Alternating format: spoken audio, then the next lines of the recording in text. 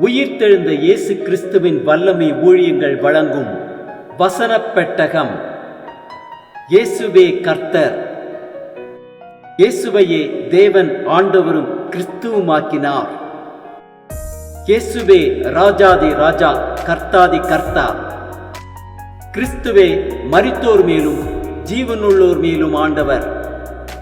கிறிஸ்துவே போதகரும் ஆண்டவருமாயிருக்கிறார். வசனப் பெட்டகத்தின் இன்றைய தின கருப்பொருள்: இயேசு உயிர்த்தெழுந்தார். இயேசு உயிர்த்தெழுந்ததை குறித்ததான வேத வசனங்களை பார்க்கலாம். லூக்கா 24:7 வாசிக்கிறோம், மனுஷகுமாரன் பாவிகளான மனுஷர் கைகளில் ஒப்புக் கொடுக்கப்படவும் சிலுவையில் அறையப்படவும் 3ஆம் நாளிலே எழுந்திருக்கவும் வேண்டும் என்பதாக அவர் கலிலேயாவில் இருந்த காலத்தில் உங்களுக்கு சொன்னதை நினைவு கூறுங்கள் என்றார்கள். மார்க் 16:5-6 வாசிக்கிறோம், அவர்கள் கல்லறைக்குள் பிரவேசித்து வெள்ளையங்கி தரித்தவனாய் வலது பக்கத்தில் உட்கார்ந்திருந்த ஒரு வாலிபனை கண்டு பயந்தார்கள். அவன் அவர்களை நோக்கி, பயப்படாதிருங்கள், சிலுவையில் அறையப்பட்ட நசரேயனாகிய இயேசுவை தேடுகிறீர்கள்.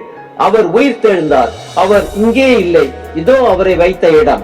லூக்கா 24:44 வாசிக்கிறோம், அவர்களை நோக்கி, மோசேயின் நியாய பிரமாணத்திலும் தீர்க்கதரிசிகளின் ஆகமங்களிலும் சங்கீதங்களிலும் என்னை குறித்து எழுதியிருக்கிறவைகள் எல்லாம் நிறைவேற வேண்டியதென்று நான் உங்களோடு இருந்த போது உங்களுக்கு சொல்லிக் கொண்டு வந்த விசேஷங்கள் இவைகளே என்றார்.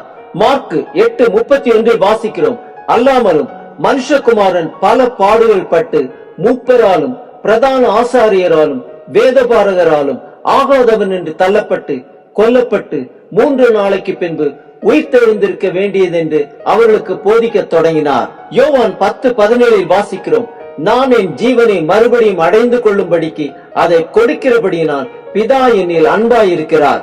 யோவான் 11:25-26 வாசிக்கிறோம், இயேசு அவளை நோக்கி, நானே உயிர்த்தெழுதலும் ஜீவனுமாயிருக்கிறேன், என்னை விசுவாசிக்கிறவன் மரித்தாலும் பிழைப்பான், உயிரோடு இருந்து என்னை விசுவாசிக்கிறவன் எவனும் என்றென்றைக்கும் மறியாமலும் இருப்பான். பிலிப்பியர் 3:10-11 வாசிக்கிறோம், இப்படி நான் அவரையும் அவருடைய உயிர்த்தெழுதலின் வல்லமையையும் அவருடைய பாடுகளின் ஐக்கியத்தையும் அறிகிறதற்கும் அவருடைய மரணத்திற்கொப்பான மரணத்துக்குள்ளாகி எப்படியாயினும் நான் மரித்தோரில் இருந்து உயிர்த்தெழுந்து இருப்பதற்கு தகுதியாயிருக்கும்படிக்கும் அவருக்காக எல்லாவற்றையும் நஷ்டம் என்று விட்டேன், குப்பையுமாக எண்ணுகிறேன்.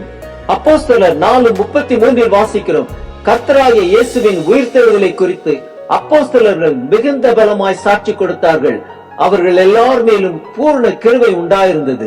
பிலிப்பியர் 2:8 வாசிக்கிறோம், அவர் மனுஷ ரூபமாய் காணப்பட்டு மரண பரியந்தம், அதாவது சிலுவையின் மரண பரியந்தமும் கீழ்ப்படிந்தவராகி தம்மை தாமே தாழ்த்தினார்.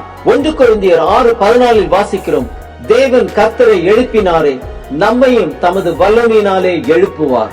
ரோமர் 6:9-10 வாசிக்கிறோம், மரித்தோரில் இருந்து எழுந்த கிறிஸ்து இனி மரிப்பதில்லை என்று அறிந்திருக்கிறோம், மரணம் இனி அவரை ஆண்டு கொள்வதில்லை. அவர் மரித்தது பாவத்திற்கென்று ஒரே தரம் மரித்தார், அவர் பிழைத்திருக்கிறது தேவனுக்கென்று பிழைத்திருக்கிறார். ரோமர் 8:34 வாசிக்கிறோம், கிறிஸ்துவே மரித்தவர், அவரே எழுந்தும் இருக்கிறார், அவரே தேவனுடைய வலது பார்சத்திலும் இருக்கிறவர், நமக்காக வேண்டுதல் செய்கிறவரும் அவரே.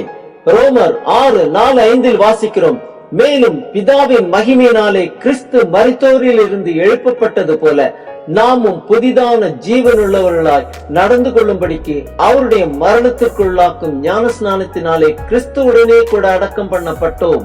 ஆதலால் அவருடைய மரணத்தின் சாயலில் நாம் இணைக்கப்பட்டவர்களானால் அவர் உயிர்த்தெழுதலின் சாயலிலும் இணைக்கப்பட்டிருப்போம்.